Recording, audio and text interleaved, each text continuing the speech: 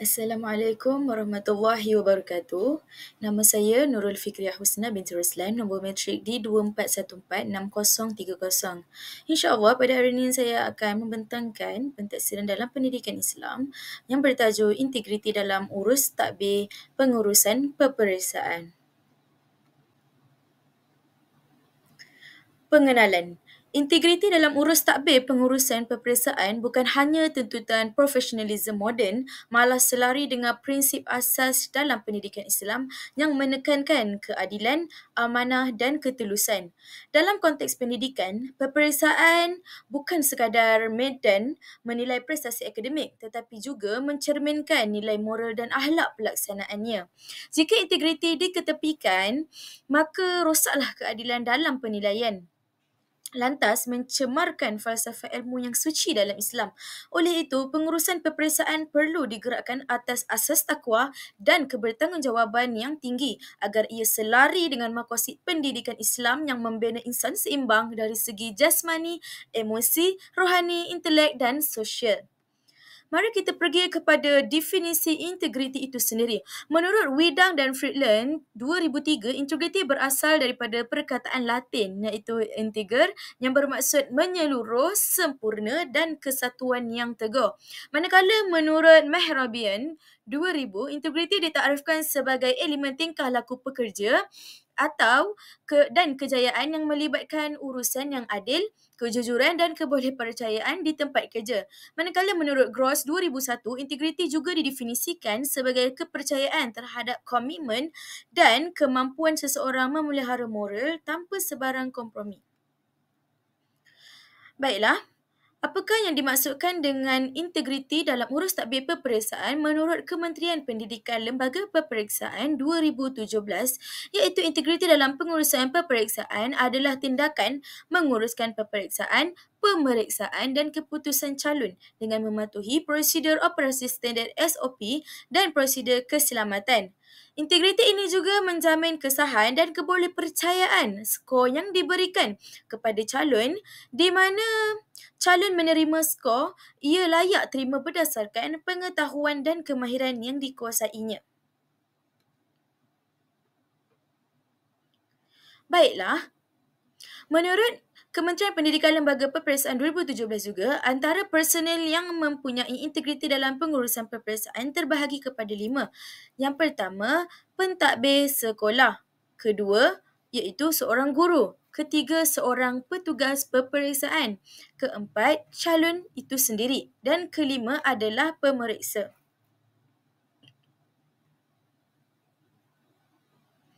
Apakah bentuk peperiksaan yang terdapat di sekolah? Okey, terdapat dua bentuk pentaksiran. Yang pertama adalah pentaksiran formatif, yang kedua adalah pentaksiran sumatif. Apakah beza kedua-dua bentuk pentaksiran ini? Pertama, pentaksiran formatif ini bertujuan untuk memantau kemajuan murid semasa PDP dan bagi membaiki kelemahan. Manakala pentaksiran sumatif ini pula lebih tertumpu kepada menilai pencapaian akhir murid selepas tamatnya sesuatu topik atau pembelajaran yang mereka pelajari. Seterusnya, masa pelaksanaan. Jika pentaksiran formatif ini dia dilakukan sepanjang proses pengajaran, manakala sumatif pula ia dilaksanakan di akhir sesi pengajaran seperti peperiksaan akhir tahun. Apakah contoh aktiviti pentaksiran formatif? Pentaksiran formatif antaranya adalah sebagai contoh soalan kuis harian, latihan lisan, soal jawab, permainan pembelajaran. Manakala pentaksiran sumatif antaranya adalah peperiksaan pertengahan tahun yang dijalankan ujian akhir tahun. Baiklah, seterusnya apakah jenis maklum balas untuk pentaksiran formatif ini? Pentaksiran formatif ini adalah berbentuk maklum balas secara segera, secara segera pantas, lisan atau tulisan untuk membantu murid memperbaiki diri. Manakala pentaksiran sumatif ini ia adalah berbentuk grade ataupun pemakahan untuk menentukan tahap pencapaian murid. Seterusnya dari segi penekanan. Pentaksiran formatif adalah proses pembelajaran dan pemahaman murid secara berterusan di dalam bilik darjah. Manakala sumatif pula hasil akhir pembelajaran dan tahap penguasaan murid. Jadi di sini bentuk pentaksiran formatif dan sumatif ini adalah digunakan di dalam bilik darjah. Baiklah. Seterusnya, integriti menurut Al-Quran. Baiklah, integriti ini ada disebut dalam Al-Quran. Okey, ajaran Islam sentiasa mengingatkan setiap umatnya memegang kepada amanah dan tanggungjawab yang dipikulnya. Allah Subhanahu Wa Taala berfirman di dalam surah An-Nisa ayat 58 yang berbunyi, A'udzubillahi minasyaitonirrajim. Innallaha ya'murukum an tu'addul amanati ila ahliha wa idza hakamtum bainan nas an tahkumu bil adl. Innallaha ni'ma ya'izukum bih. Innallaha kana sami'an basira. Yang bermaksud, sesungguhnya Allah menyuruh kamu supaya menyerahkan segala jenis amanah kepada ahlinya yang berhak menerimanya. Dan apabila kamu menjalankan hukum di antara manusia, Allah menyuruh kamu menghukum dengan adil, bidal adli. Sesungguhnya Allah dengan suruhannya itu memberi pengajaran yang sebaik-baiknya kepada kamu. Sesungguhnya Allah sentiasa mendengar lagi maha melihat. Justru itu ayat Al-Quran turut ada di dalam surah Al-Ma'idah ayat 8 di mana Allah bersabda, Ya ayyuhallazina amanu kunu qawwamina lillahi syuhada'i bil qis wa la yajrimannakum shananu qaumin ala alla ta'dilu.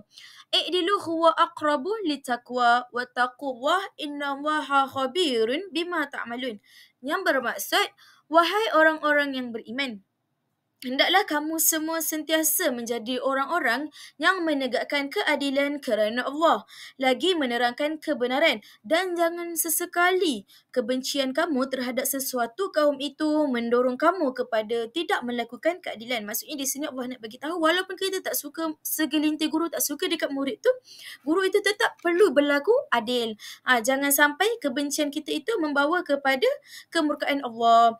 Okey, dan setelah itu Allah juga bersabda, hendaklah kamu berlaku adil kepada sesiapa pun jua, kerana sikap adil itu lebih hampir kepada taqwa, aqrabu littaqwa, dan bertakwalah kepada Allah, wattaqullah, sesungguhnya Allah Maha mengetahui dengan mendalam akan apa yang kamu lakukan. Okay, jadi di sini dalil integriti ini telah disebut juga di dalam ayat Al-Quran, di dalam Al-Quran itu sendiri yang telah diturunkan oleh Allah. Jadi di sini sebagai seorang yang menguruskan peperiksaan perlu menerapkan sikap integriti dalam diri individu itu sendiri. Seterusnya, integriti menurut Al-Sunnah. Mari kita lihat.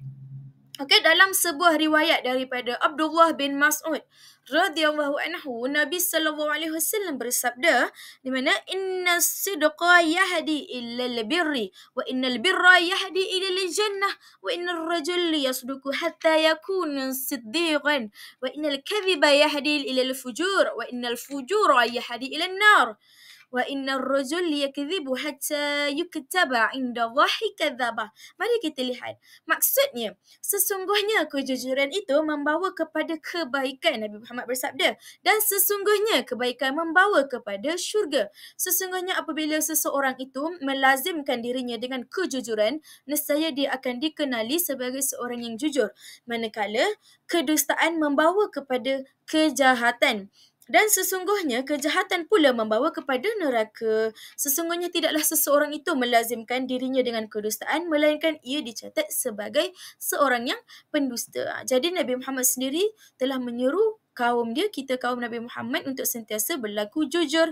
Okey, kerana apa? Kerana adanya syurga ditempatkan untuk kita. Manakala jika kita melakukan kejahatan, neraka lah yang akan menjadi tempat untuk kita di akhirat kelak. Baiklah, mari kita lihat kepada isu-isu integriti dalam urus takbir pengurusan peperiksaan. Kita pergi kepada isu yang pertama, iaitu sumber daripada artikel Siakap Keli yang bertarikh 28 hari bulan 10, 2022 yang bertajuk Pandai Bodek Cikgu Dapatlah Markah Tinggi. PBS dianggap berat sebelah dan pilih kasih. Itulah kenyataan yang diberikan oleh ibu bapa pelajar, di mana melihat PBS ini adalah sebagai satu sikap bias yang kadang-kadang ditunjukkan oleh segelintir guru. Baiklah, rumusan daripada berita ini membincangkan tanggapan masyarakat terhadap sistem PBS pentaksiran berasaskan sekolah yang telah dilaksanakan sejak 2011. PBS menilai murid bukan sahaja dari aspek akademik tetapi juga dari segi penglibatan dan perkembangan jasmani sepanjang proses persekolahan. Namun, kerana penilaian dibuat oleh guru itu sendiri, wujudnya dakwaan bahawa PBS tidak telus, berat sebelah, bias dan mengamalkan sikap pilih kasih.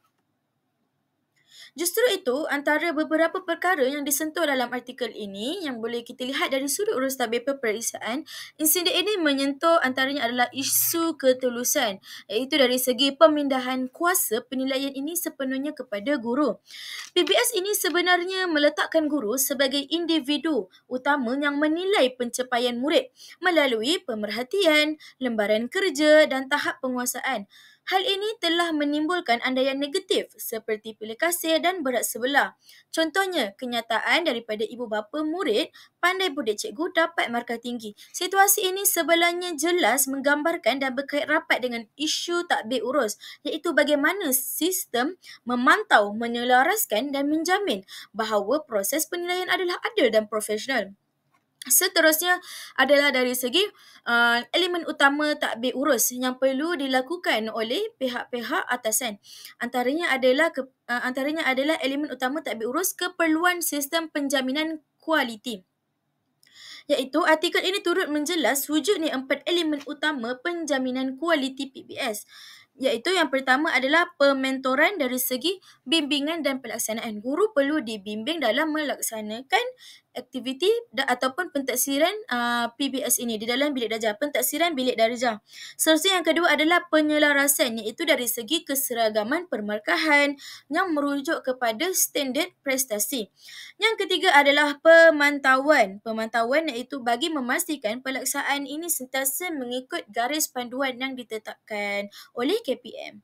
Seterusnya yang keempat adalah dari segi pengesanan di mana melibatkan guru dan pegawai Kementerian Pendidikan Malaysia untuk memastikan keberkesanan instrumen pentaksiran itu dilakukan oleh guru yang mentaksir murid-murid di dalam kelas. Seterusnya, apakah strategi takbir urus pentaksiran? Di dalam artikel ini turut memberi cadangan bahawa perlu wujudkan bank soalan dan kolaborasi guru.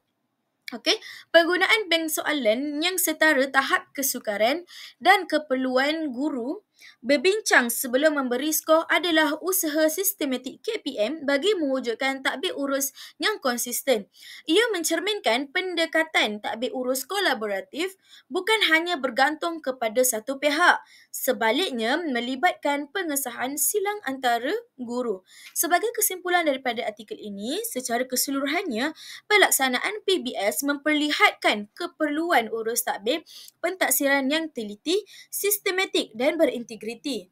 Ketelusan dalam pelaksanaan, penyelarasan, pemerkahan dan penglibatan pelbagai pihak adalah asas kepada keberkesanan sistem ini.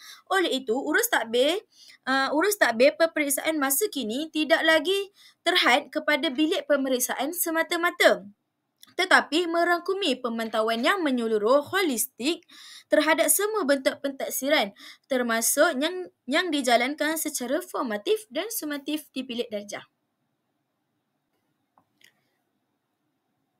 Baiklah, sekarang kita lihat kepada isu kedua yang berkaitan dengan urus takbir peperiksaan di Malaysia, iaitu daripada sumber Esro Awani, artikel yang bertajuk Kertas Sejarah SPM didakwa bocor.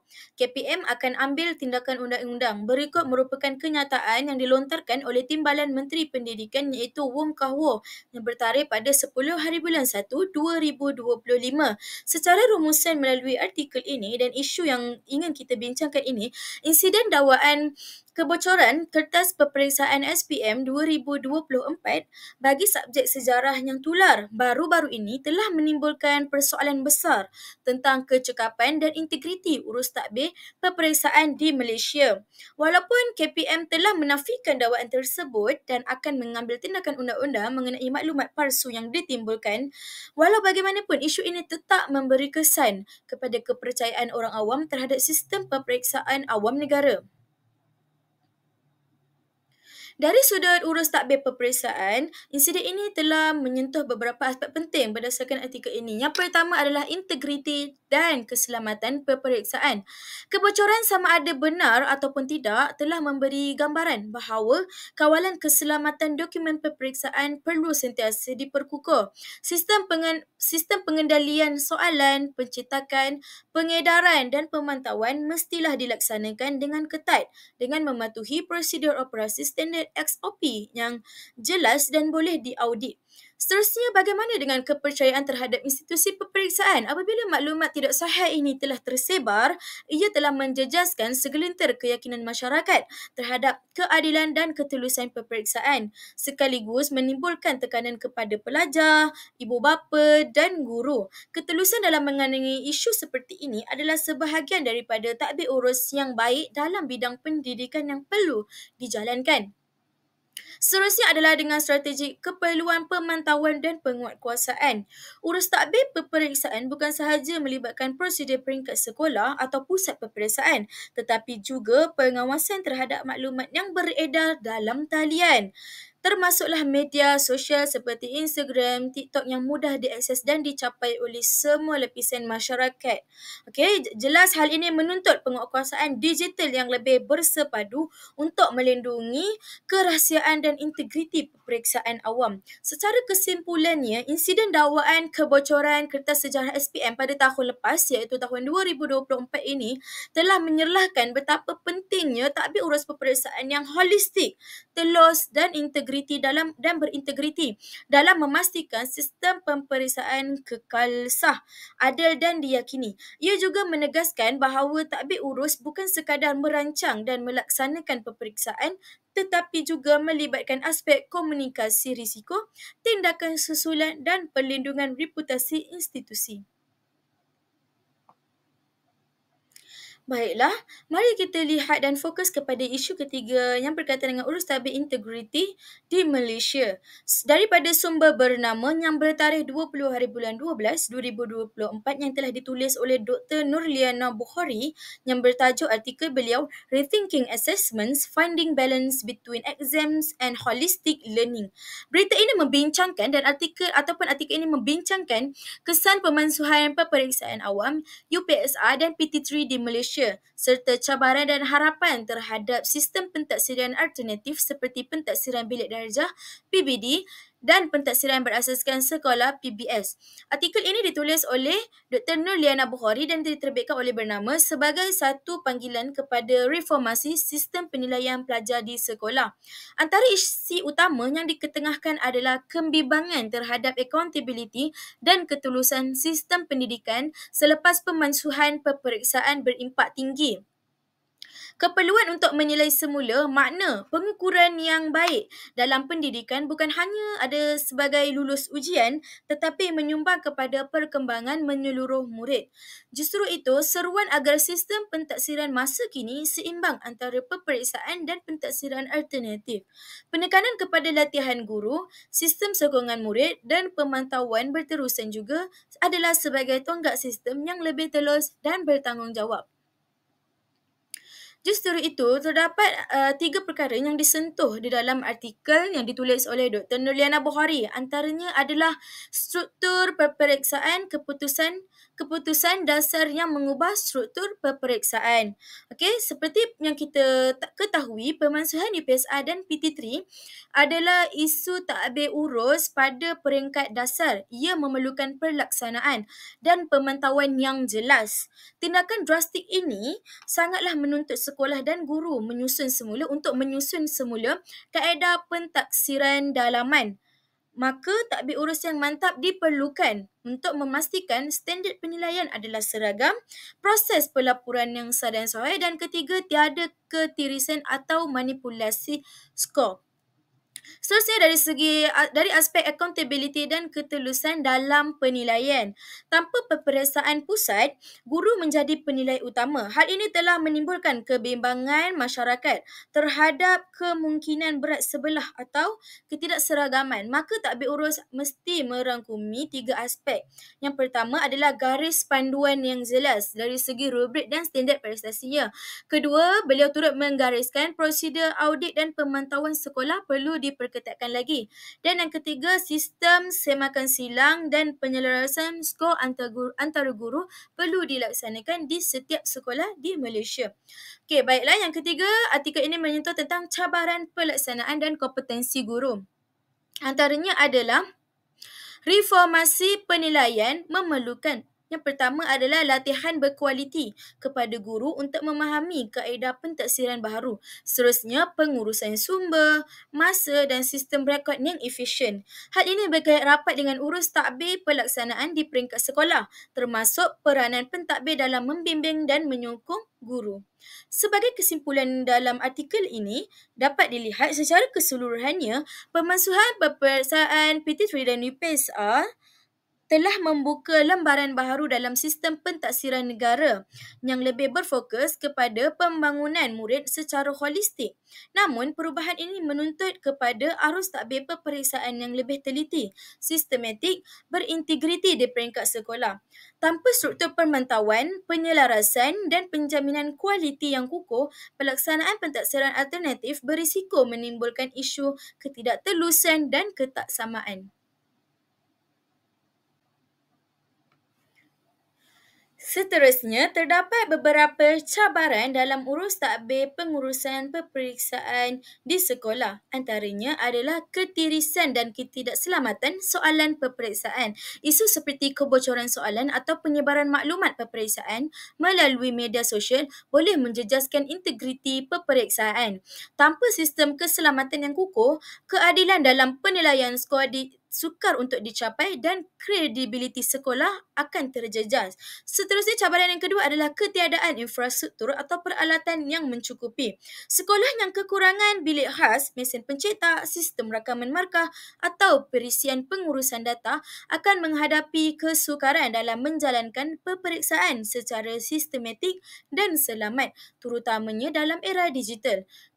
Seterusnya, kekurangan pegawai terlatih dalam pengurusan peperiksaan. Pentadbir atau guru peperiksaan yang kurang pengalaman dalam mengurus jadual, menyusun tempat duduk atau mematuhi SOP peperiksaan boleh menyebabkan kecelaluan semasa pelaksanaan. Ini memberi kesan kepada kelancaran dan ketepatan proses penilaian.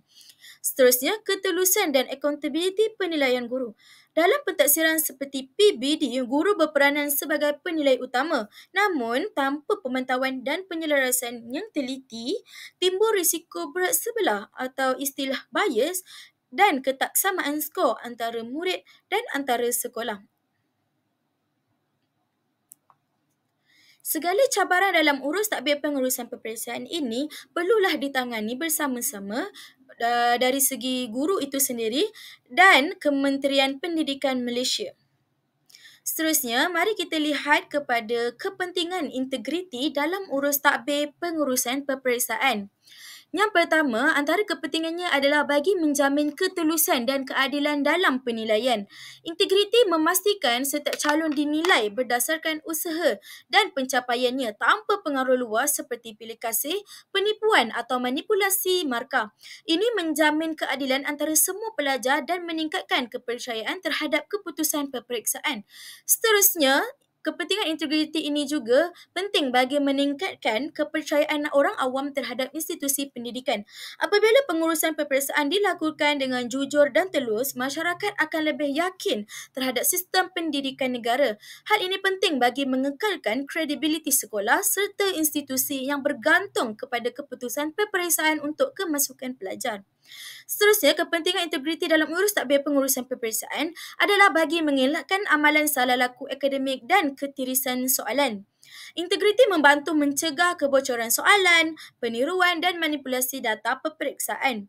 Pengurusan yang beretika mengurangkan risiko skandal peperiksaan yang boleh mencemarkan imej sekolah dan sistem pendidikan negara itu sendiri.